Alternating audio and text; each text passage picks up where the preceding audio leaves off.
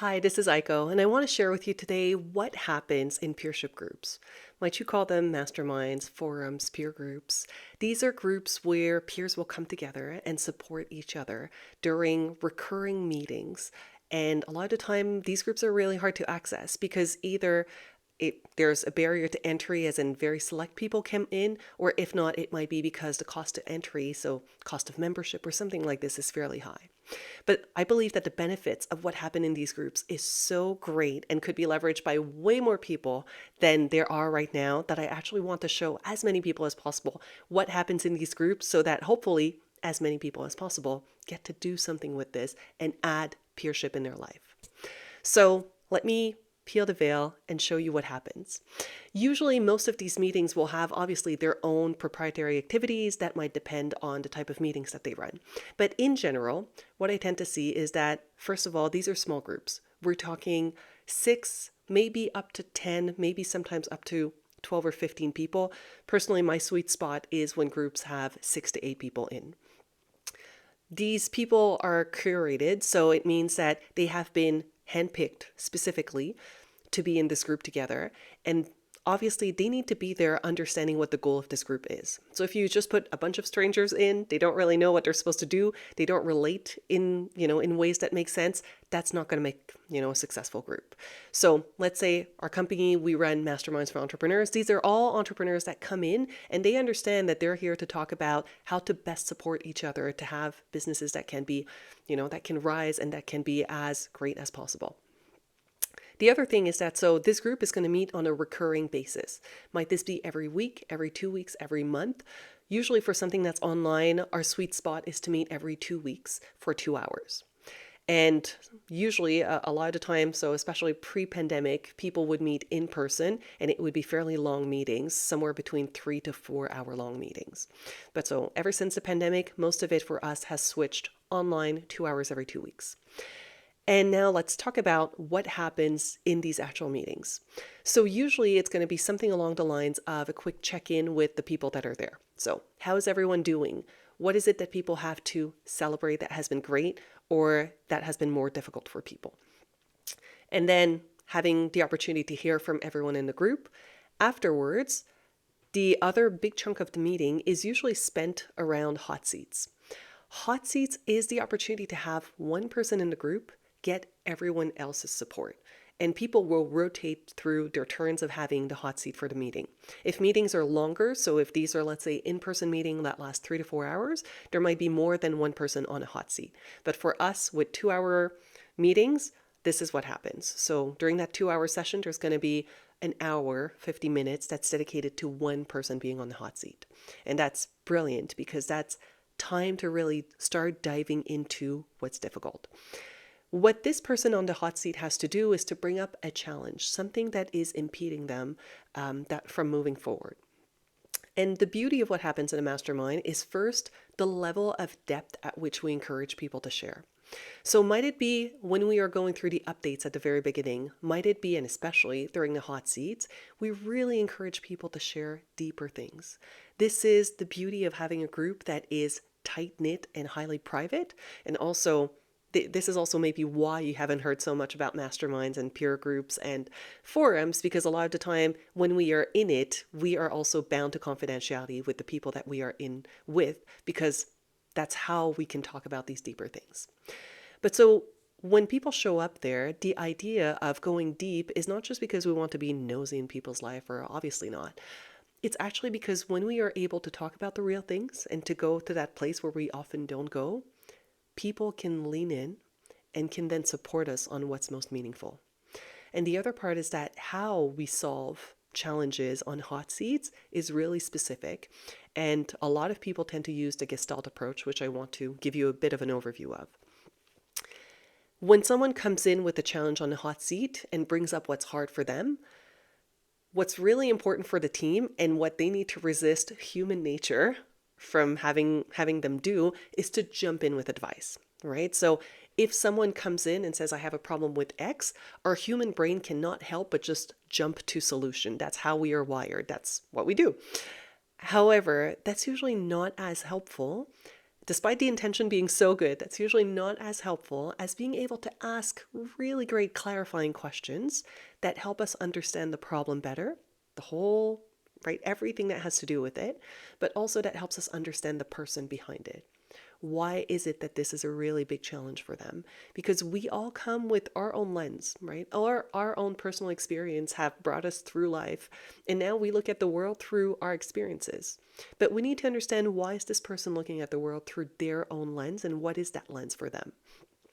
And so asking these clarifying questions, the goal of it is not just to be able to get the bigger picture, but a lot of the time, these are questions that will actually spark and trigger aha moments in the person who's on the hot seat, because they're sharing a perspective that they hadn't thought of, or they're being, like asked for a perspective that they haven't thought of, or they're being asked a question that really might hold a lot of the answer, and they simply haven't had the opportunity to look at it from that angle. This is completely normal.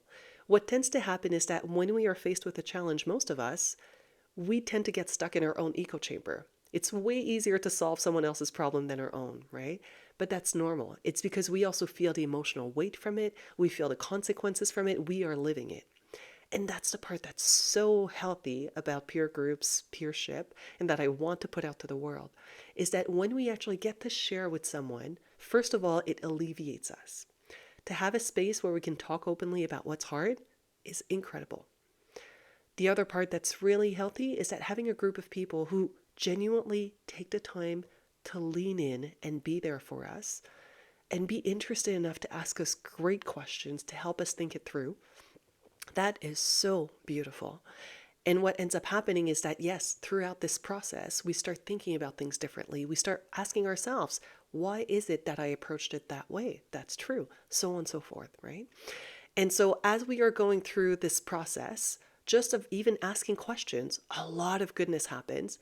The other part that's incredible, that Gestalt approach, is that usually when comes the time to, right, after having asked a lot of these questions, the other part is that then we encourage participant, everyone else who has been listening to the person on the hot seat, has been asking questions. We now encourage them to source from their own personal experience something that could support that person who was on the hot seat. So this means that instead of, saying, now that I have your question, here's a piece of advice, finally, again, we hold back the advice, but we start by trying to understand, what is it in my own experience that could benefit this person? Or if there's a piece of advice that you want to give to someone, try to find the story that you have that makes you believe that this is the right piece of advice. Because being told what to do is never an approach that is highly successful. Usually for the person who's on the hot seat, they're going to feel like they're being told what to do, which is not great. Also, if the advice is not being followed, that will also damage the relationship in a certain way. However, if you have the grace of being able to say, this is something that happened to me. This was the situation. This is how I navigated it. And I hope that this can be helpful for you. Maybe there's something that you can take away from this.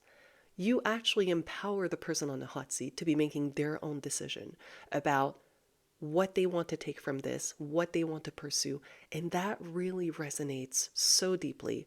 And that also creates outstanding bonds amongst your community, amongst these people that are there. And this is such a beautiful approach. So this overview, very quick overview, is a lot of the time what will happen high level in a mastermind, a forum, a peer group. What peership is not, and I want to be clear on this, peership is not networking. Some people will tell us, oh, there's so much, our community is so connected already. We have pizza night going on and we have speaker series and they have tons of opportunities to network. And let me just explain how networking and peership are so different from one another. I tend to think of a person a little bit as an iceberg, where at the very top of the iceberg is the part that shines in the sun out of the water, is the part that at networking events, we really want to shine out there. It's everything that's going well. It's how you're crushing it. It's all these great things that are going on. This is usually the part that requires no vulnerability to share because that's easy. These are the things that we are prouder of. But the reality is that we also have a fairly heavy base to our iceberg. And that's the part that weighs us down. And the part that weighs us down is going to be the anxiety, the stress, the part where we might feel like we're not enough, the part where we don't know where to start and we don't even know how to break it down into smaller pieces. All of these things that are more difficult, really your mastermind is a place to talk about all of that. Also the top of the iceberg. We want this to be a place where you can, shine your successes because all your teammates know how hard you've worked, how meaningful these are for you.